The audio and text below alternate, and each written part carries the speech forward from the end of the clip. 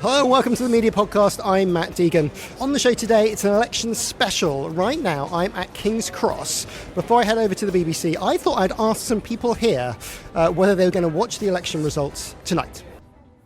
Do you plan to watch the election results at home tonight? Yes, I do. No. No, I'm too tired. No, not really. I haven't even voted, if I'm being honest. I'll probably look at the results, the exit polls. No, I'm travelling to Belgium right now. No, I'll wait till the morning, I think. No, probably not. They're ridiculous. No. Maybe. It depends how I'm feeling. And where and what channel are you going to watch them on? On BBC Breakfast. Probably the BBC. Probably BBC. Whichever one John Curtis is on. BBC. Why would you choose the BBC? Because that's the first channel that is on TV. I don't have a preferred channel. I don't know, but it'll probably be Channel 4. Mostly BBC or Sky News. And any particular reason you choose those two? Well, I can't trust any other channels apart from these two. I'll check on YouTube. I plan on checking on YouTube later, but not like watch it live. Probably like YouTube, yeah. On TV, on like living room or something. And what channel on YouTube?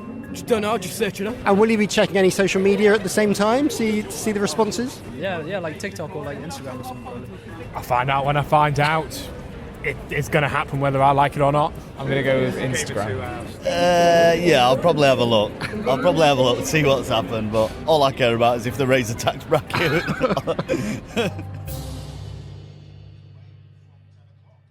So I've made it to Broadcasting House, where Election Cast have an all-nighter happening on BBC iPlayer.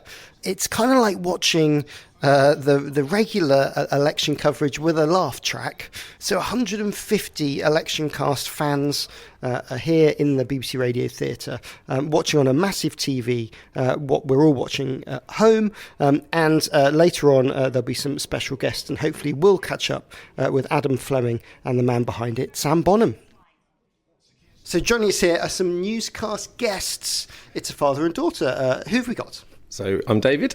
I'm Annabelle. So what made you sign up to get some tickets to come out on a Thursday night? Well, I'm a regular sort of fan of newscast. I completely got into it, over the election campaign. So it's been really nice to be able to watch or listen, on a daily basis. To be honest, it becomes quite addictive, and you obviously you can listen to it or watch it when of your choosing as well, rather than have to be sat down at 10 o'clock and watch it. And it's really nice just to get sort of under the skin of it a bit and to speak with the journalists and just get some of those inside bits, and for it to be a bit more always feels a bit more light-hearted, rather than the sound bites and the clip, the very limited amount of time they've got on news at 10 or whatever it is.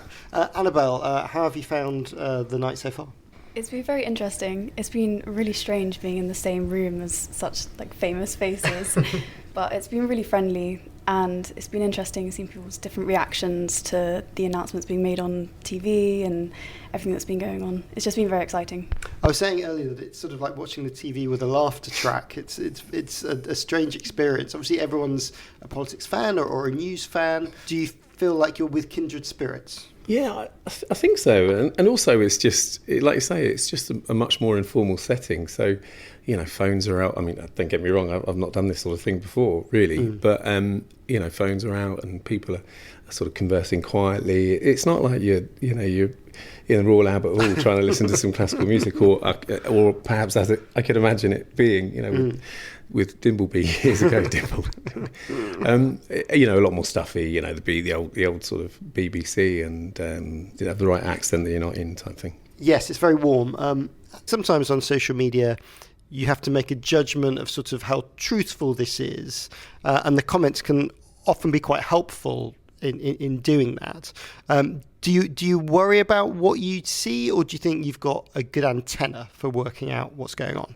A lot of the time with these videos and the comments, people are just kind of following the crowd, and they're taking one video as the truth and not looking at the bigger picture, or they're not doing their own research. And that in itself can be quite harmful, because then you have people then growing up to be of voting age, or already of voting age, just voting for the first thing they see and thinking, oh yes, this person said it, so it must be true. I'm not going to check the facts or anything. That's good. Thank you both for joining us. Thank you very much. Thank you. Cheers. Mariana Spring joins me at the Media Podcast. Hello. Hello. This is quite a strange night. It is. It's very exciting. It's brilliant. I mean, I get to pop up quite a lot on newscasts, and I also present Americast, one of our other podcasts.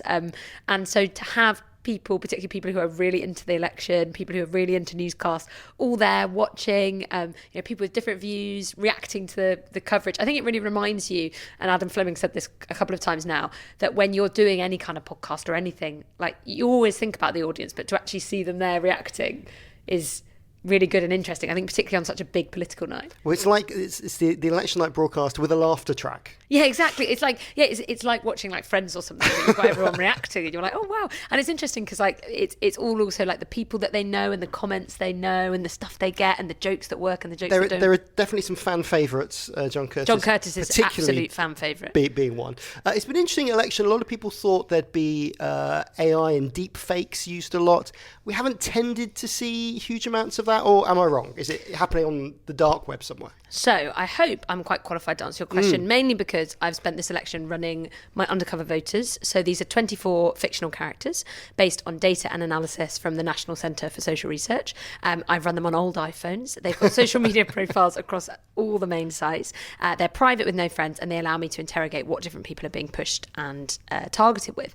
And exactly like you say, I think there was this feeling, and certainly there was some kind of people were suggesting that this election could be the kind of dawn of the deep fake, that it was going to be, you weren't going to be able to move for faked clips of people saying stuff that they didn't really say.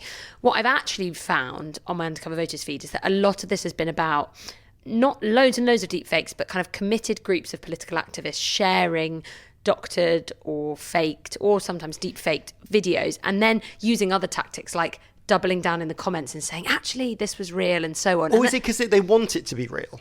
I think yes and no. So I think a lot of what I've seen when I think about kind of what we'd consider manipulation of the online conversation has been kind of groups of political activists trying to usually take aim at the parties that they don't like, but sometimes also to kind of advocate support for the parties that they do.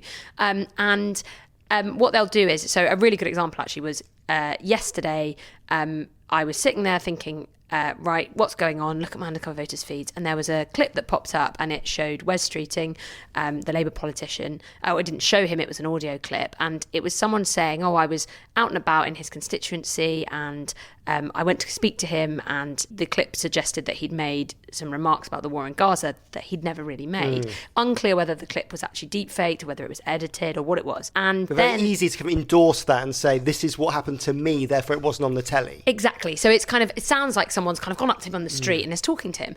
And then you see how other profiles are then doubling down in the comments and saying, yes, yeah, I was there, or I saw this happen. And it turns out that this exact same network I'd investigated about 3 weeks ago, doing this exact same thing, targeting not just Labour politicians, but Reform UK's leader, Nigel Farage. Some of the clips were really obviously satirical, but some of them weren't, a bit like that one about Gaza. And what's interesting is you see, obviously, these accounts all kind of coordinating this together and sharing clips and then commenting. But then you see other people not in on this, which they would kind of call, it's like a form of trolling, shitposting, but shitposting gone too far with a question mark. You've then got other people in the comments, real voters, who, exactly like you said about bias, kind of think, I'm really worried about this, for example, the war in Gaza. Is this true? Is this true? And then they're tagging their friends, and then other people are tagging their friends. And that's what I've tended to see. So it sort of loses context as it spreads. Yeah, it loses context as it spreads, and it's often about, what is the most emotive, what is the most reactive. And I think this then comes down to the kind of question of algorithms. And I've been thinking quite a lot about this because of my undercover voters. When an election happens, we talk a lot about the political adverts and the campaigning the parties do online. But a lot of what I've seen has actually, on my undercover voters feeds, has not been the stuff from the parties, but stuff from random other users. Sometimes that's reliable, sometimes it's, interesting opinion, but sometimes is stuff like these faked clips. And then also is, the content that is most likely to make you react, because that's how the algorithms work. And so you then see people all responding to, for example, someone saying something very controversial about the war in Gaza and saying, what's going on? Not because they necessarily even want to believe it, but because they think this is really shocking. What's happened? Also, we were talking on the Media Podcast a couple of weeks ago about the comments, and Reform seemed to be a much stronger party than perhaps the polls say, but they're in all the comments, and particularly younger voters or kids who are on TikTok feel they're a much bigger party than they are. Is that real, or are they generated comments? that is something that I have had so many people get in touch with me about. And so I looked into it, bot or not, because I wanted to figure out, lots of people were accusing these profiles that were repeatedly sharing support for Reform UK of being bots, so automated accounts, fake accounts. We sometimes we use that word bot to just mean fake account, but it did used to mean something that was automated. And they weren't making those same allegations about any of the other parties, and there also wasn't the kind of level of comments. There weren't as many comments about the other parties in the same way. I looked into it. A lot of these people posting are real people. They got back to me. There was a guy called Martin who, for example, his username was something like user73738. He didn't have a picture, all the kinds of things that would make you think maybe he was a fake account, but he wasn't. And he chatted to me from his van in London, and he said he was sick of politicians, he's really tired of the political system, and he wants change.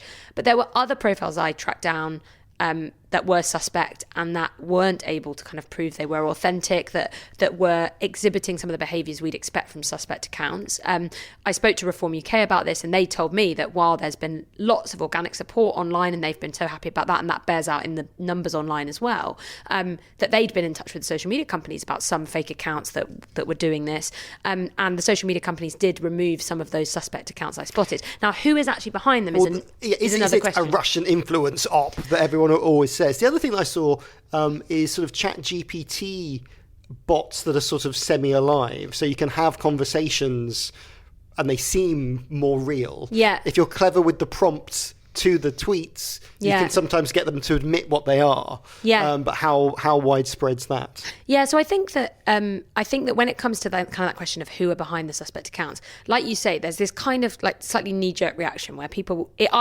almost feels like there's only two options. It's either not a fake account, or if it is a fake account, it has to be someone sitting in a basement in Russia. Now, when we actually talk through the different possibilities, there's all kinds of things that could be going on here. It can be a group of political supporters who are running a bunch of fake accounts. It could be a foreign interference operation being run by a group of people. It could be political activists running accounts, although, again, I haven't seen any evidence so far that that's necessarily happened here.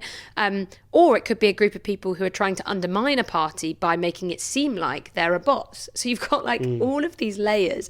And that's what's so difficult is there's only so much information. Like even with my undercover voters, where I'm actually trying to interrogate these kind of subjective social media worlds, there's only so much information available to us. And we're reliant often on the social media companies or on intelligence sources or other people to kind of fill in the gaps a little bit. And one of my main takeaways, I think, from this election so far, and I'm sure, there'll be lots more that comes out about allegations of interference and so on, is that some of the most effective attempts I've seen to distort the online conversation have come from real groups of political activists. And sometimes I think people only sit up and pay attention when we can say, oh, it's the Russians, oh, it's China. But actually, does it matter any less if it's people here doing it, but the impact on voters is the same? I think that's something that we should all be sort of thinking about and talking about, particularly as we look ahead to other elections happening and also elections that happen here. I think answering that question of what impact has social media had on the election is a really difficult one, because you can't ever separate it from everything else. Is the unexpected AI hit political leaders playing Minecraft?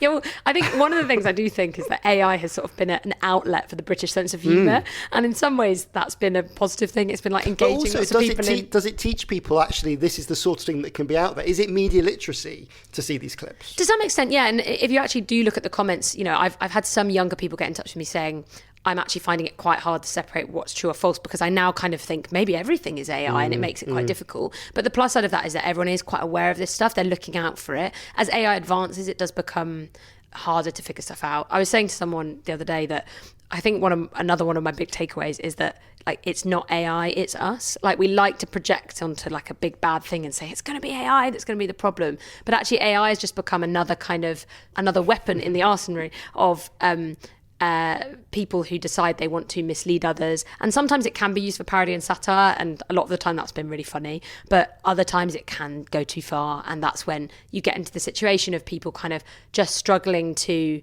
figure out what's true or not. And I think the other thing that I just think is really important for us to talk about is kind of like the role of algorithms in all of this stuff. What feels really different to me compared to 2019 is that people can be recommended stuff from people that they don't know or they've never followed or encountered in a way that kind of wasn't happening back in 2019. That's because of how TikTok works. Well, the change from kind Reels. of follower social networks to algorithmic social networks. Exactly. Yeah. And that makes a big difference, because it means that people can, I spoke about this the other week, but you get these kind of accidental election influencers, like people who are like, oh, I'm suddenly really viral for this hot take I've given. Sometimes it's spot on, other other times it can be misleading and they regret it. And that's really kind of changed, I think, certainly looking at the undercover voters feeds and then speaking to actual voters about this stuff. That's changed like the way that particularly I think some younger people consume the election. Like a lot of it is just random stuff popping up. And like you say, that sense of what am I meant to trust? And also like, can I run to the comments and figure out what other people think? Oh, hang on a second. What's going on here? It's just become quite hard to work out like what we can trust and what we can't. And I think the other final thing I would just say is that, you know, a lot of the journalism I do is about holding the big social media companies to account. Like it's election night, there are politicians being elected who can have an influence on our country, but actually the impact of social media companies is huge and they're not as transparent or accountable. And a lot of the bad stuff we've seen this election was bad stuff happening long before the election campaign. So it sometimes feels like they all sit up when the election's happening, but maybe they could have done something before. They would say they've done loads and they've invested lots in protecting people online. Well, thank you for joining us. Obviously, people can keep tabs on you on Americast every week. And is there a new series on the way too? Yes. So I'm doing a new, I'll be kind of turning my efforts back to America. And I'm doing a new series of Why Do You Hate Me, USA, which will be out in the autumn. Thank you very much. Thank you so much.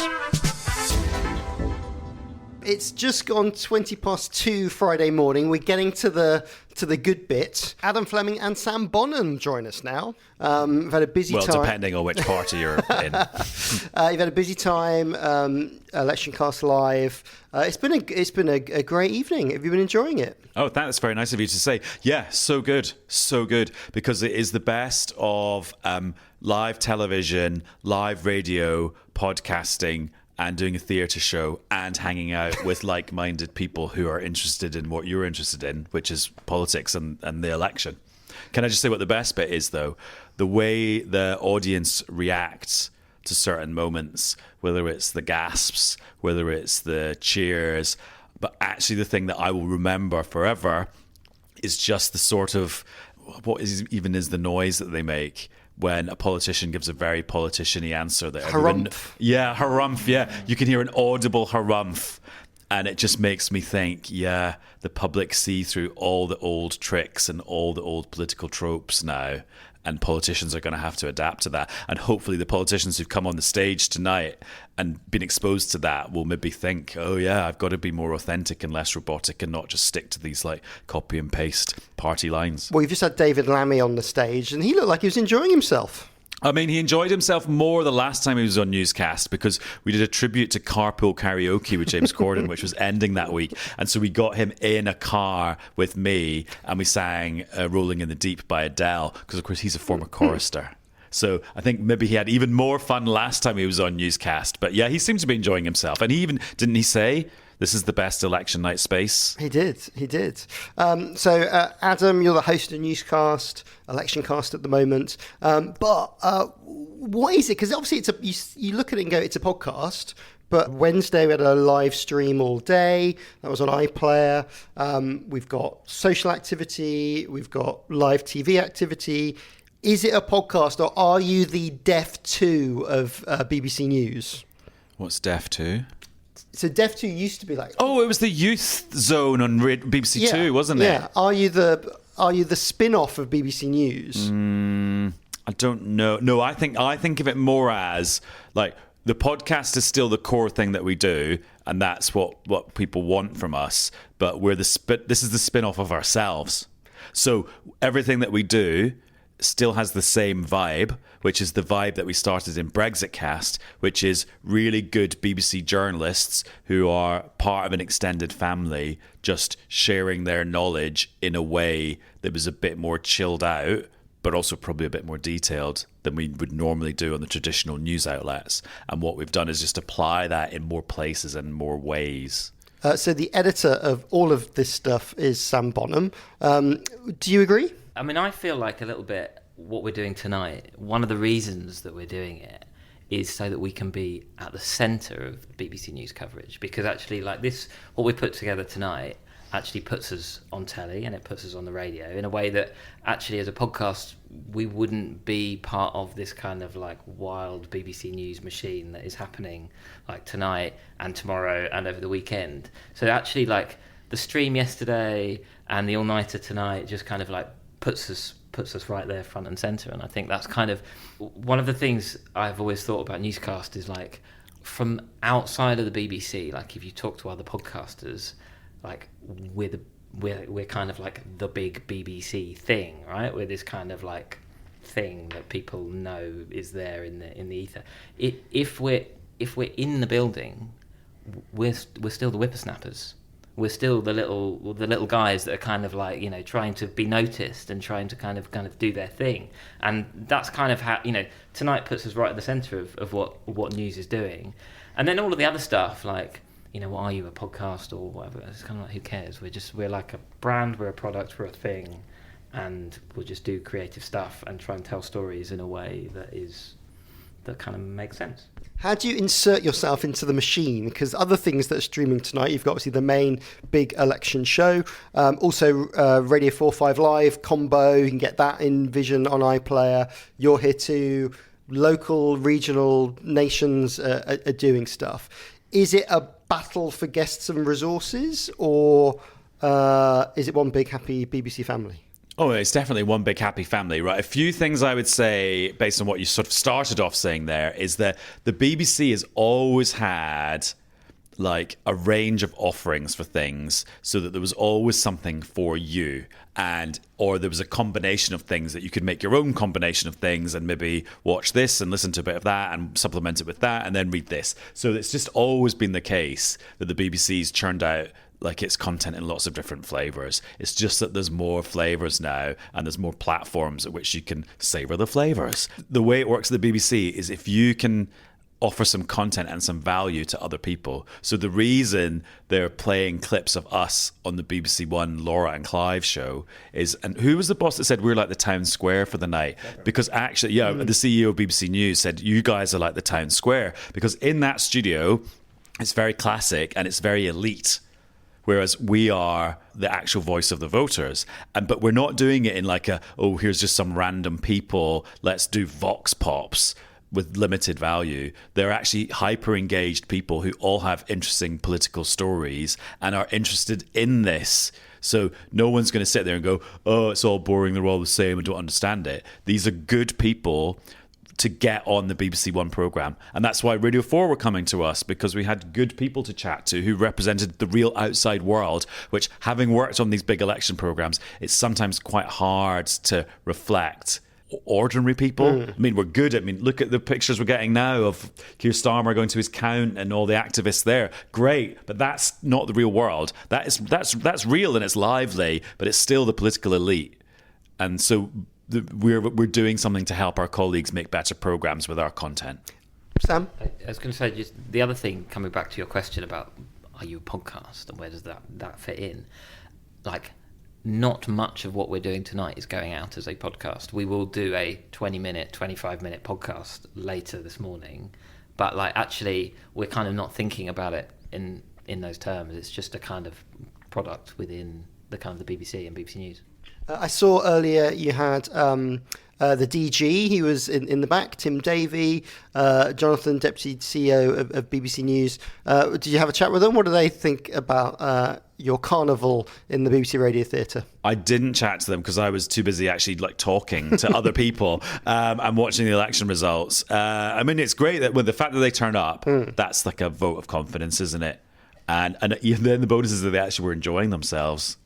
So we've made these tiny little goodie bags, and I handed over a newscast branded toothbrush to the DG, who said it was the most unusual gift that he'd ever been given, and it's, you know, he may need it come 6 o'clock, 7 o'clock this morning. And now our new chair, Samir Shah, he's been here and he was in the audience for quite a long time, and had a very quick chat with him, and he was loving it. He kind of couldn't quite believe it, because it was so different from what the classic BBC offer you expect on a night like this. So when did the idea come? Did it come post Rishi calling the election? Is it something you've had in the back of your mind? Has it all come from? It came from a conversation. It came from inside my head about 6 months ago, I guess. It was way before kind of election was called. We talked about it a while ago, didn't we? I think it was both our heads. Our heads. Head. Yeah, no, it was actually quite a long time ago, because we knew there'd be an election this year, or maybe in January next year. And so we did start thinking about it quite a long time ago. And also to put on something like this does take quite a lot of time and resources and planning. And like, for example, making sure that you can book the theatre. Also, just to give you an idea of the effort that goes into making this. So you'll notice in the actual radio theatre, the floor is raked. It's on a slope. Because normally it's theatre seating, and so it has to be on a slope so that everyone can see. So that means that for the sofas that we put in, because we took the seats out and replaced it with sofas, they've had to build these little like wedge shapes to put the sofas on. Otherwise, the sofas would like slide down the hill. And so that sort of level of attention to detail, which no one would ever see or ever notice, but someone had to notice and do. It would be quite sad to lose your guests in a sofa tsunami. Yeah, terrible news. Well, I've got some more terrible news, which is that Adam needs to go. Okay. Oh, we're back on, yeah. I've got a message from one of the producers saying back on in 10 minutes, and that was sent 8 minutes ago. I know someone's coming in as well to actually literally drag me away. Well, lovely to see you both. Well, thanks for coming. We've Are really you enjoying enjoyed it? Are you having enjoying a great it? time. Having a great time. And good luck for the next 4.5 hours.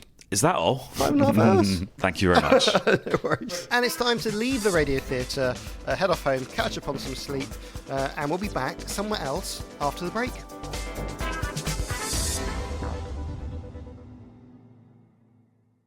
So it's Friday morning and I'm up the top of the News UK building. There's a special live event, another podcast live event, this time for Times Radio's How to Win an Election podcast. That's hosted by Matt Chorley. Before we see what they're up to, I thought I'd catch up with some people that decided to spend their morning here at the Times. I've just bumped into Mel. Why have you decided to come out on a Friday morning to this event? I'm excited. Excited about change. Are you a Times Radio listener, a podcast listener? How does it fit in? I listen to Times Radio pretty much every morning. Times newspaper reader, lots of podcast readers, lots of podcast listeners. What's on your app? What shows do you try and get through each week? The rest is politics, political currency. The new one, it's not erectile. The other electoral dysfunction. Yep. The newsagents. That's a lot to go into your head every day. Yes. Can you fit that all in? How do you choose? Do you look at titles or do you just try and listen to it all? I listen to them all. They're all on my feed. So when they come up, I listen to them. And what were you watching last night? Times Radio. It's very good. You're perfect Times consumer. Yeah. No, it's good. It's a challenge. It's not an echo chamber. So, yeah, it's interesting. Hello. Can I chat to you for a quick moment? I'm here with George. Why have you decided to come along to the Times on a Friday morning? I was just interested in understanding sort of the politics, the reasons why, like Labour, of course, winning this election, like seeing what was the reasons behind the Conservatives doing so badly this time round, and sort of understanding the thoughts of like professionals in this field. What's your media consumption like? What were you watching the election on last night? I was at the pub, to be fair. It was on the TV in the pub, so I was having a couple of drinks with a couple of mates, and we saw at 11:30 some of the results come in. And what's your news consumption? Is there much social media in there, much podcast in there? What goes into your head? I guess I look at the BBC News quite a lot, and like the Times, my dad's a member, so I read it a bit. And then TikTok, of course, I see the BBC has an account there. So. And are you just watching videos? Are you looking at the comments on TikTok as well? Just the videos, to be fair. I don't look at the comments too much. I guess it's just short attention span, to be fair. I'm here with Hannah, who is up on the top of the Times building. It's a lovely view, isn't it? Absolutely amazing view, fantastic. So why did you decide to come along after the election to hear about the election?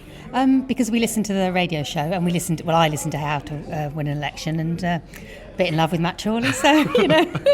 Matt Chorley stan, that's good. Did you watch the election last night as well? Till about midnight, and then it became fairly obvious what was going to happen, so... That's not bad. And where were you watching it? At home. And which channel were you watching? BBC with the sound off and Times Radio on. Oh, that's a very good combination. It's quite interesting, isn't it, that our media consumption's changing a lot, and we're looking at lots of different sources that maybe in the past we wouldn't have. What is your sort of media consumption? How do you get all your news nowadays? I get virtually all my news via Times Radio or the BBC website mainly. Particularly this morning on the train on the way in, we were constantly looking at the map on the BBC website and just sort of trying to work out that was the easiest way to see it. And what's your podcast consumption like? I probably listen to 4 or 5 hours a week of stuff, mainly newsy stuff. Mainly news actually. What else is on your list apart from this one? Fee and Jane. I used to listen to Adam Fleming newscast, Cautionary Tales. So what's that? Who's that? What's that? It's the King. The King's now on the move. He's staging a coup. Why do you not? He wants to be environment secretary. I'm here with Jimmy Buckland, Director of Strategy and Operations at News Broadcasting. Quite a busy night for the Times team and the broadcasting team. Are you pleased with how it's gone? Oh, it's been superb. I mean, obviously an unbelievable night in politics, but for the teams behind the scenes, trying to stitch together all those different feeds coming in from all the different counts around the country. We're operating multiple channels here.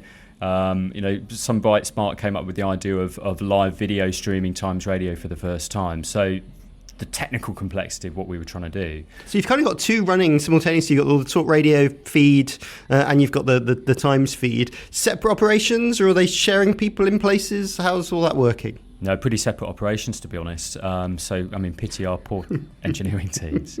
But yeah, we're really proud of what we pulled off tonight. And I think, it's a crowded marketplace, right? There's a lot of fantastic news providers. I mean, just flicking around the TV broadcasters. No one phoned it in last night. But I think we provided something that was unique and distinctive, the analysis that you expect from the Times, but also just real rigour around the news reporting of it all as well. So we're really pleased. I think there are 10 sort of TV-style broadcasts happening in the UK, which is huge. For Times Radio, big push on being the election station this year. Do you think that's worked for Times? Yeah, definitely. I mean, as I say, crowded market, right? And uniquely, Times Radio has been able to own that story.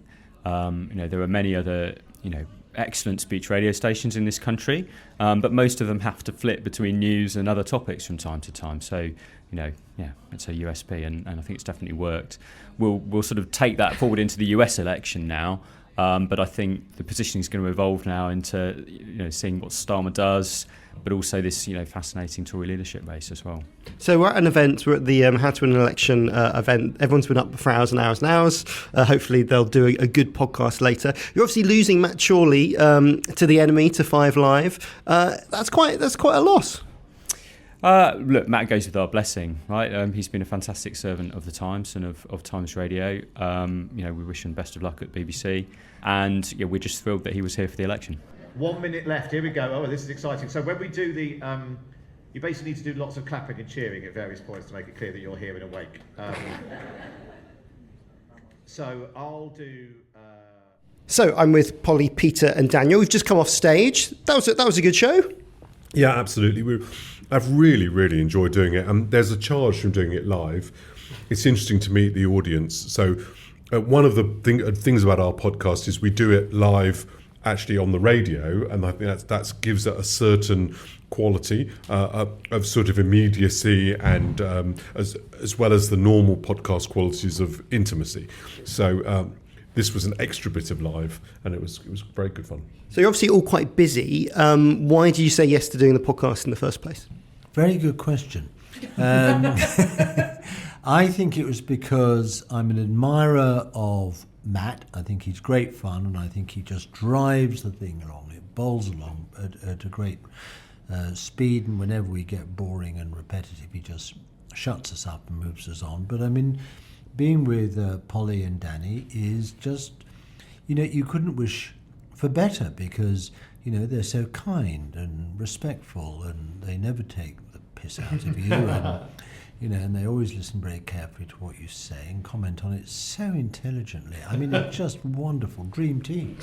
Polly, have you been surprised with the response from listeners? I think we have absolutely the best listeners, because they make up versions of the music and send in photos and write poems, and I like this podcast because it sort of goes into like deep political theory. Danny's endlessly quoting books, and Peter's telling political history from his 3,000 years on the planet, campaigning for the Labour Party. And then suddenly we're doing something totally silly, like arguing about ties or Keir Starmer's obesity problem. And I think that there are very few podcasts that have that lightness, because, one of the problems with politicians is they tend to take themselves too seriously, and these guys don't. So podcasting, news and politics podcast, hugely popular, top of the charts at the moment. Why does politics work in the podcast format? I think there was probably a hunger for greater depth than you could give in news clips, and we are catering to that. I think people want to have a combination of discourse about the big issues that are going on, of political history, and a bit more depth. And so I think that's why they've worked, because people who go into politics. I wonder whether Peter agrees with this, but people who go into politics, I think, do get sort of addicted to it. It's an extraordinary thing to be involved in, and I think it probably has the same impact when people listen to programs, and so that's why probably they're so popular. But for me anyway, the thing that I really love about it is just the ability to go into greater depth. And to say and think things aloud that you just can't do normally on media. But the great danger, of course, is that you say things that come into your head and they come straight out of your mouth, and before you know where you are, you've gone viral and accused of fat shaming or whatever it is. And, you mean no offence whatsoever. You just want to be kind and generous towards other people. And you think in a podcast you're almost talking amongst friends in private around a dinner table, and before you know where you are, you've reminded yourself that there's a huge audience. So last night you spent a lot of time at the BBC. Is it the same as it has been over the last 20, 25 years, or has that changed at all? The BBC? Doing a TV hit on election night? No, I think it's broadly similar. Even down to the BBC asking the same questions. I remember in 1997 they were saying, this wasn't a victory for Labour, wasn't it? It wasn't really a victory for Blair. He didn't say very much. He had no vision, and his manifesto was very thin. It was really an anti-Tory vote, wasn't it? And sure enough, the same old things were trotted out last night. So there are some things that never change. Is it hard to juggle the demands from all of the media outlets? Has that got a tougher thing to deal with? Yeah, it's just you're obviously the main thing is making sure that you are available live. And I had a problem with finding time to sleep. I've managed a couple of hours overnight, but it's difficult to fit all these things in. And in the end, I was supposed to do Channel 4, and it fell. It fell to the floor. I couldn't do that and do the various things with the BBC because they had the results just at the time when they wanted me. So, yes, it's a bit of a problem, but, it's no more difficult than... people have more difficult jobs than that, let's put it that way. And does this podcast end now? The election has finished, or are you still pushing on? What's the plan? We're back on Tuesday. A new podcast is broken. A new podcast is broken. How has it not? Oh, yeah. Andrew, we're changing it. It's fine, he doesn't mind. My producer Andrew's at the end of his tether. Right, well, that's it for the media podcast. It's been a busy 24 hours. I think what's really interesting is both at the Times and at Newscast, the involvement of listeners. Podcasting is such a personal medium, being able to reflect that on such a kind of important part of their content story, covering the election, I think is really important. Chatting to the listeners, you really understand that connection that audiences have. And I think sometimes with the broadcast platforms, perhaps we don't think about them as much. I don't know what it is about having people just in your ears talking to you for maybe an hour or two a week that deepens that connection. Anyway, thanks to everyone at the Times and News UK for allowing us in, and also to everybody at the BBC and Election Cast too. My name is Matt Deegan, the producer was Matt Hill. It was a Rethink audio production, and we'll see you next week.